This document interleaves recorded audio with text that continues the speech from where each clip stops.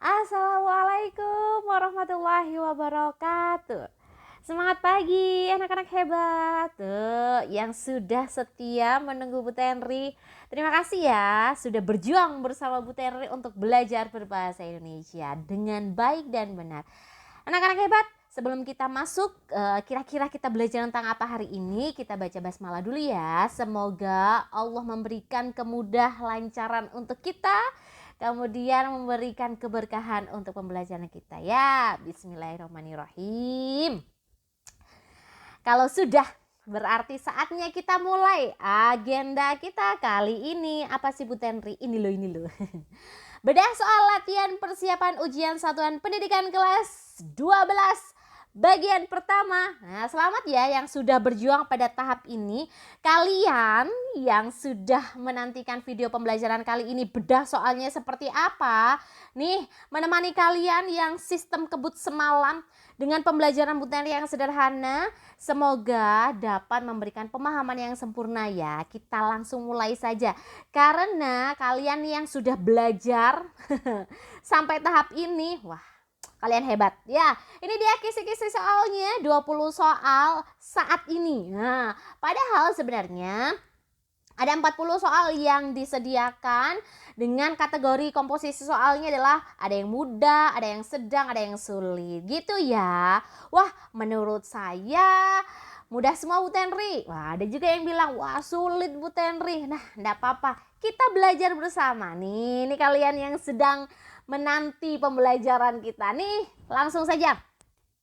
Soal yang pertama, anak-anak hebat, kita ketemu dengan tahapan alur. Nah, alur itu adalah rangkaian cerita. Jadi kalau ketemu soal seperti ini, kita langsung saja coba pilihan jawabannya satu persatu.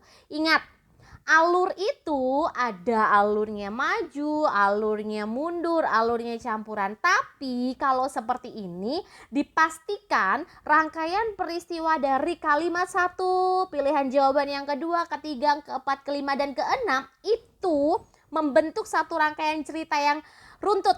Nah, itu kata kuncinya. Rangkaian peristiwanya harus runtut ya. Kalau misalnya enggak berarti bukan. Untuk soal urutan peristiwa dalam cerita, pilihan jawabannya adalah C. Kedua, kita ketemu dengan kalimat yang di dalamnya ada kata berantonim. Ingat, antonim adalah hubungan semantik antara dua buah satuan ujaran yang mananya kemudian menyatukan kebalikan. Intinya sederhananya adalah yang memiliki lawan makna. Nah, gitu.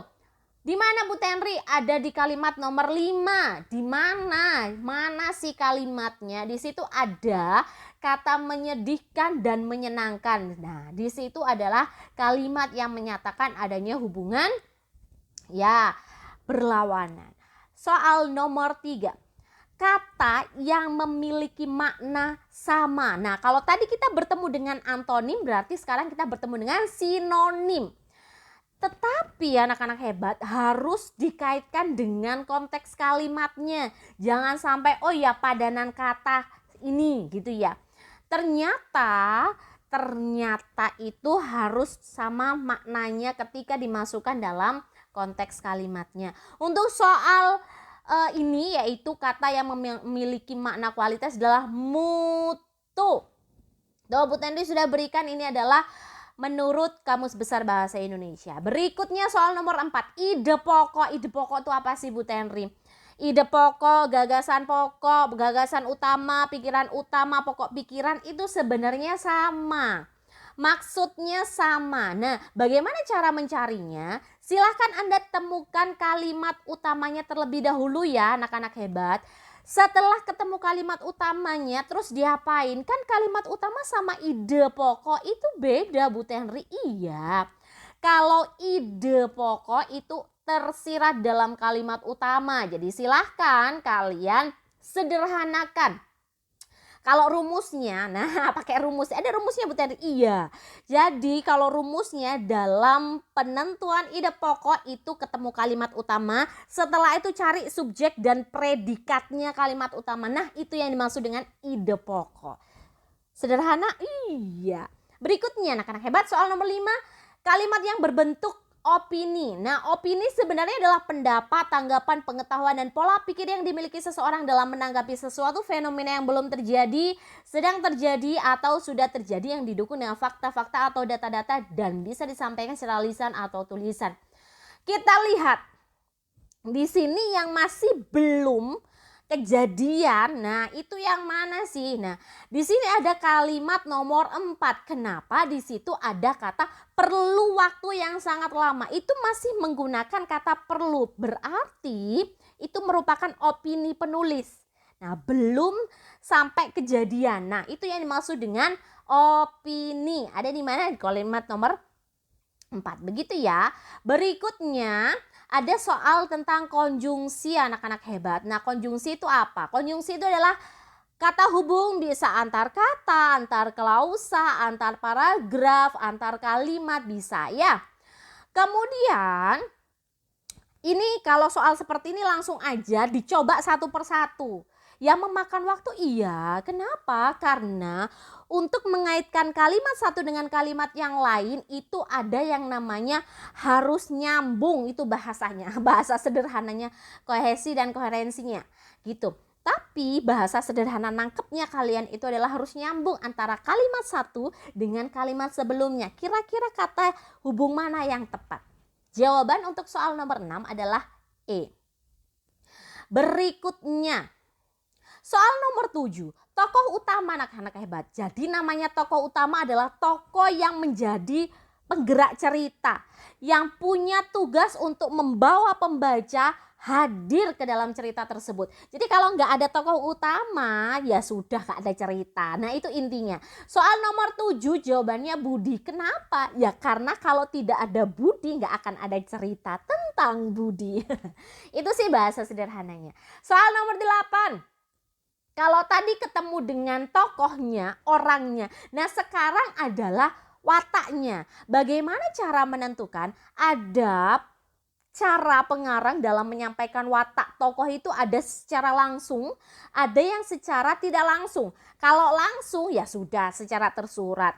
Budi anak yang rajin, no, itu secara langsung. Tapi kalau secara tidak langsung bisa melalui penyampaian karakternya, percakapan tokoh, antar tokoh, pikiran tokoh, tindakan tokoh, pendapat tokoh lain. Nah, itu secara tidak langsung. Sedangkan untuk yang soal ini jawabannya adalah B. Melalui apa? Ternyata melalui perilaku tokoh. Nah, jadi ini penyampaiannya secara tidak langsung. Sip. 9. Kalimat tanya yang jawabannya tidak terdapat dalam penggalan paragraf tersebut adalah, kalau soal seperti ini berarti pemahamannya adalah kalimat tanya tersebut jawabannya itu ada, tapi yang diminta yang tidak ada. Jawaban soal nomor 9 adalah yang A. Tuh, siapa yang memengaruhi kerusakan paras muka laut pada kerusakan kawasan pantai? Coba siapa yo? Siapa? Ada nggak di situ? Nah, ternyata tidak ada. Itu soal nomor 9 yang jelas tidak ada. Ya. Nomor 10. Kalimat yang tepat untuk melengkapi penggalan dialog yang rumpang adalah, nah Bu Tenri mohon izin mengambil dari dialog drama ya. Ini miliknya Bapak Saini, tokoh ya, Saini KM, kemudian judulnya adalah Ken Arok ya. Kalimat yang rumpang artinya dari dialog A ke dialog B, lanjut lagi ke dialog A lagi, itu harus nyambung kalimat satu dengan kalimat berikutnya. Maka jangan terkecoh. Kayaknya ini nyambung sama kalimat sebelumnya, tidak bisa. Karena kalian harus memperhatikan juga kalimat sesudahnya. Bukan hanya kalimat sebelumnya saja yang kalian jadikan acuan, tapi kalimat sesudahnya juga. Gitu ya. Untuk soal nomor 10 jawabannya yang B. Berikutnya adalah simpulan anak-anak hebat. Bu Tenri, simpulan itu apa sih? Simpulan adalah mengambil intisari bacaan atau dari ide pokok dan mencari jawaban ide pokok, kemudian menyusunnya menjadi pernyataan menggunakan bahasa sendiri. Bahasa sederhananya dari Bu Tenri, simpulan itu apa? Setelah kalian baca, kalian akan membuat simpulan sendiri menggunakan bahasa sendiri. Jadi intisari dari paragraf itu apa sih? menggunakan bahasa sendiri karena memang sifatnya tersirat gitu ya. Nah, karena modelan kalimat tanyanya adalah langsung utuh, jadi biasanya ada dua tipe. Ada paragraf tapi di akhir kalimat itu disuruh menyimpulkan. Jadi kalimat yang biasanya induktif ya.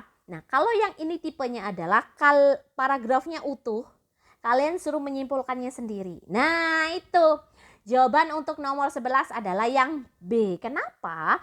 Ketika saya kaitkan dengan paragrafnya ternyata oh iya ya, memang maunya itu adalah ini loh namanya simpulan. Itu yang dimaksud dengan simpulan ya. 12. Pernyataan yang sesuai dengan isi biografi tersebut adalah berarti kalian harus memastikan pilihan jawabannya itu ada secara tersurat dalam teks. Wes, itu gak bisa lain, harus itu. Kalau ternyata pilihan jawabannya tidak ada jawabannya pada teks, maka salah ya. Jawaban nomor 12 adalah yang D. 13. Kalau 13 ini memang kita mengacu pada Kamus Besar Bahasa Indonesia. Ya, jadi harus sesuai dengan Kamus Besar Bahasa Indonesia. Untuk jawabannya adalah yang D.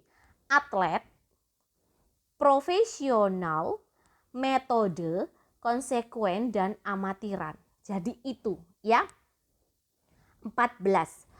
Bu, ini ungkapan. Apa sih yang dimaksud dengan ungkapan? Jadi ungkapan itu adalah dua kata yang membentuk makna baru. Nah, biasanya kita sebutnya konotasi ya.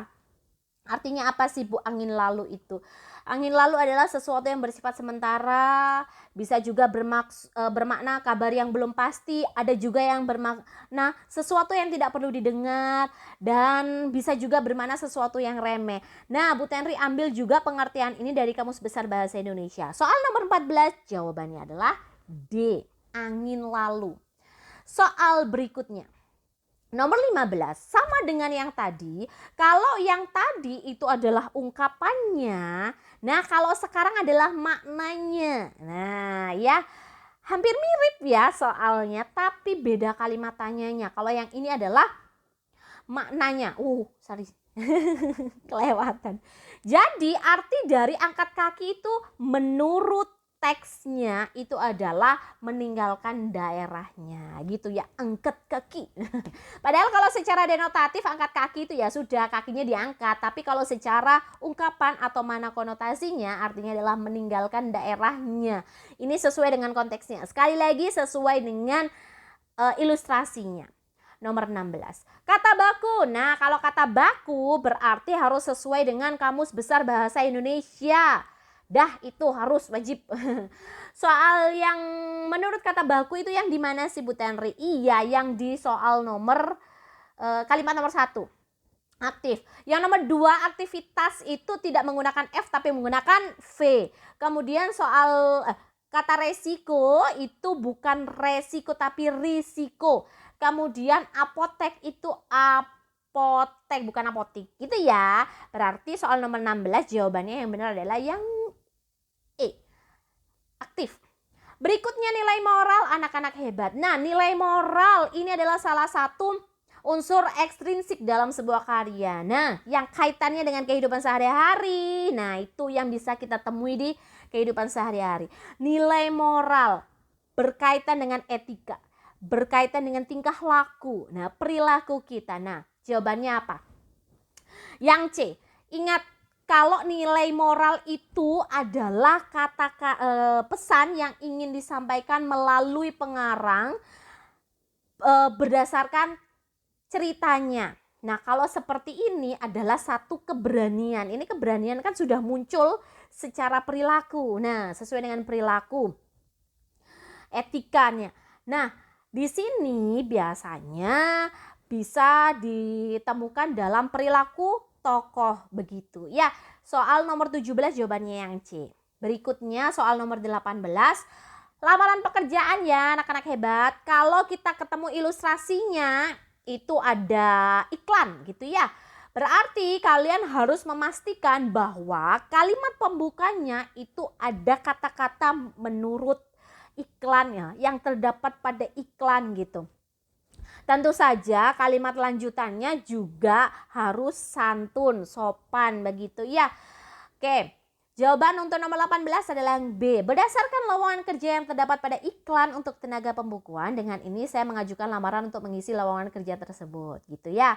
Untuk yang A, kenapa kok belum benar jawabannya? Karena di situ langsung yang Bapak iklankan. Wah, kan kita tidak tahu apakah kita langsung menuju kepada Bapak, ya Bapaknya yang ngirim atau Kak Ibu kan nggak tahu ya. Yang C, dengan ini saya mengajukan lamaran kerja, masih belum tepat karena tidak memasukkan unsur berdasarkan iklan. D, kenapa kok berdasarkan iklan yang Bapak beritahukan? Nah, sekarang kita tidak tahu bahwa pengunggah iklan tersebut seorang Bapak. Kan nggak tahu kita. Nah, itu. Yang E, sesuai dengan iklan yang Bapak sama. Ya, jadi sebisa mungkin kita menghindari penggunaan kata sapaan yang kita sebenarnya tidak tahu itu seorang bapak, seorang ibu atau bagaimana ya. Lebih umum itu memang jawabannya tidak mengacu pada bapak atau ibu gitu. Jawabannya yang bravo, B. Berikutnya ada perbaikan kalimat surat balasan lamaran pekerjaan yang santun. Ingat yang santun. Jawabannya yang B. Kenapa untuk yang A menolak lamaran Anda berarti pihak perusahaan sudah tidak akan lagi. Nah, itu kata-katanya juga tidak, kami menolak, itu bahasanya kasar ya. Yang C, itu pun juga apa boleh buat, kami harus menolaknya, itu pun juga masih belum santun. Kemudian D, kami belum membutuhkan tenaga saudara. Nah, ini juga belum santun juga. Untuk yang E, namun Anda harap maklumi karena dengan terpaksa Anda kami tolak. Tolak itu bahasanya memang masih belum santun gitu ya. Nah, itu kalau kita ketemunya bahasa yang menyakitkan ya, itu langsung menyakitkan. Ya, 19 jawabannya yang bravo. 20. Ketemu dengan artikel, kalian harus memastikan keberpihakan penulis ya. Kalau seperti ini penulis itu lebih memihak. Kenapa pedagang tradisional? Karena di situ ada hal ini harus segera diatasi. Peraturan pemerintah daerah yang mengatur keberadaan toko harus terus disosialisasi. Artinya ada bentuk kekhawatiran dapat mematikan usaha para pedagang tradisional di sekitar menjamurnya toko modern. Nah, 20 soal sudah. Ini daftar pustaka yang Bu Tenri pakai untuk bedah soal kali ini. Ya, terima kasih untuk para pendahulu, terima kasih para sastrawan, terima kasih para pembuat soal yang ternyata soalnya kami permak sedemikian rupa, kami pinjam sedemikian rupa dan akhirnya bisa menjadikan anak-anak hebatnya Bu Tenri sebagai pembelajar bahasa Indonesia yang baik. Sip. Selamat berjuang mengerjakan soal USP dan terima kasih. Ternyata ini adalah salah satu slide yang manis dari slidesku. Kemudian Bu Tenri berharap dengan adanya slide yang cantik ini bisa membuat semangat kalian dalam belajar berbahasa Indonesia. Tunggu untuk bedah soal bagian kedua. Terima kasih. Alhamdulillahirrahmanirrahim. Bu Tenri pamit. Assalamualaikum warahmatullahi wabarakatuh.